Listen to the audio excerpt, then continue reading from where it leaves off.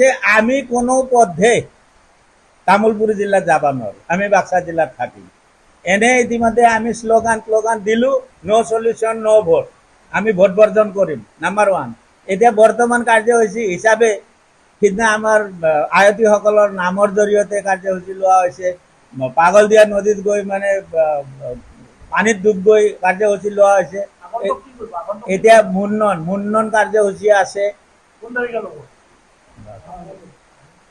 অহাকালি আমি মানে আমাৰ যিসকল ৰাইজ আছে, আমি এই যে যিটো মানে নাগৰিক সুৰক্ষা মঞ্চ, সুবনঘাটা জপা নাগৰিক সুৰক্ষা মঞ্চৰ জৰিয়তে আমি অহাকালি মুন্নন কাৰ্যসূচী লৈছোঁ। এনেকৈ তাৰমানে চৰকাৰক আবেদন নিবেদন কৰি আছোঁ। ইতিমধ্যে তেওঁলোকে গম পাইছে, তেওঁলোক এতিয়া চেলেঞ্জ মুডত আছে। আমি চৰকাৰ, আমাৰ ওপৰত ৰাইজ হ'ব নোৱাৰে, আমাৰ যিটো ইচ্ছা সেইটোৱে আহিব।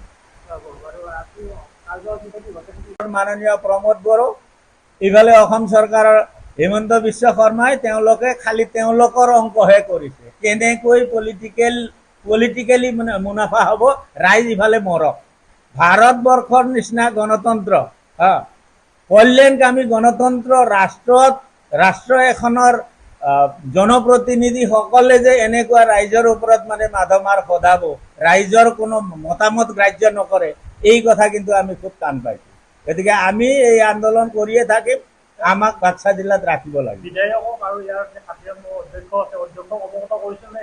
অৱগত কৰা হৈছে। তেওঁলোকে কি তেল দিয়ে, বাগানপাৰা সাব ডিভিজন হ'ব। প্ৰথমে আমাৰ কাতিৰাম ছাৰে কৈছিল বোলে চিন্তা কৰিব নালাগে, বাগানপাৰা সাব ডিভিজন হ'ব। শেষত গৈ সাব ডিভিজনটো গুচাই পেলাই উপজিল্লা কৰলা।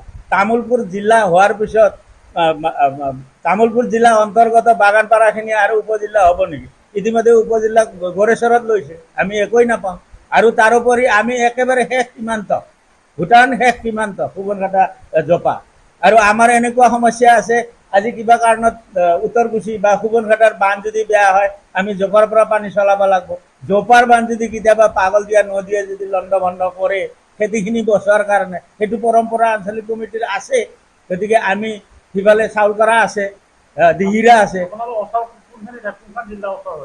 বাক্সা জিলা আমাৰ ওচৰ হ'ব। এদিনটো কৰিলো, গোটেইখিনি আপোনালোকে প্ৰায় গম পাইছে।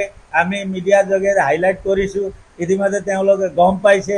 শেষত আমি এটা চেষ্টা চলাইছোঁ যে মুখ্যমন্ত্ৰীক আমি ইতিমধ্যে ডিচিৰ থ্ৰুৱেদি 3-4খন মেমৰেণ্ডাম গৈছে।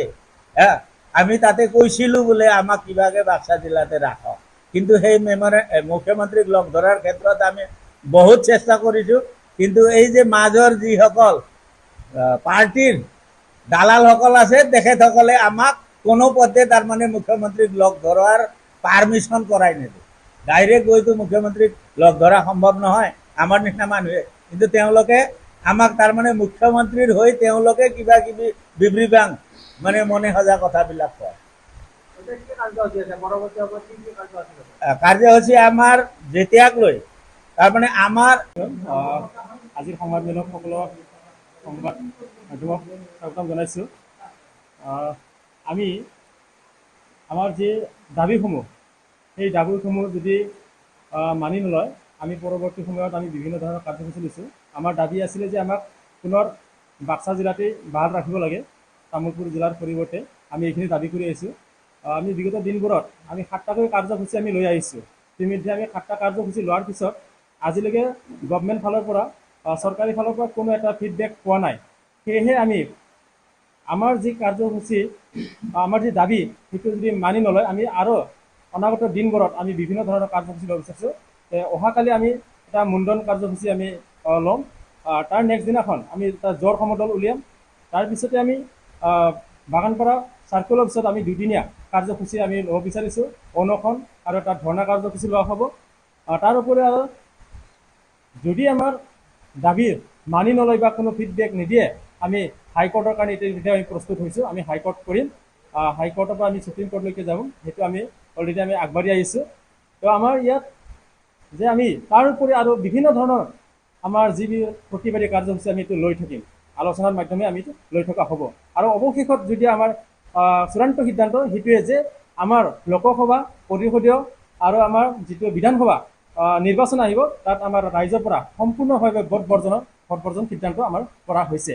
আৰু ইয়াৰ বাবে আমাৰ এই অঞ্চলৰ সুবনখাটা আৰু জপাদং অঞ্চলৰ বিভিন্ন ছাত্ৰ সংগঠনৰ পৰা আদি বিভিন্ন সমিতি, বান সমিতি আদি সকলোৱে লগ হৈ আমি একগোট কৰিছোঁ। ইয়াত আমি কোনো ৰাজনীতিৰ কাৰণে আমি কৰা নাই। আমাক বহুতে কৈ আছে যে ৰাজনীতিৰ এটা মেৰ পেজ বুলি আমাক কৈ আছে, কিন্তু এইটো আমি কোনো ৰাজনীতিৰ মেজ পেজ নহয়। আমাৰ ইয়াত সকলো ছাত্ৰ সংগঠন, বান সমিতি, সাধাৰণ ৰাইজে আমি লগ লাগি আমি এইখিনি প্ৰতিবাদ আমি চলাই আহিছোঁ। এই অঞ্চলৰ সচেতন নাগৰিকসকলে ওলাই আহিছে। তাত আমাৰ এই অঞ্চলৰ দুখীয়া ৰাইজসকলে ইয়াত সকলো ওলাই আহি আমাক সহযোগ কৰিছে যে এইটো কোনো ৰাজনীতি নহয়, আমি কোনো ৰাজনীতি আমি কৰিব যোৱা নাই। মাত্ৰ আমাৰ উদ্দেশ্য এটাই, আমাক বাক্সা জিলাতে ৰাখিব লাগে, তামোলপুৰ জিলাৰ পৰিৱৰ্তে আমাৰ জনসাধাৰণৰ যাতে কোনো অসুবিধা নহয়। আমাৰ তামোলপুৰ জিলা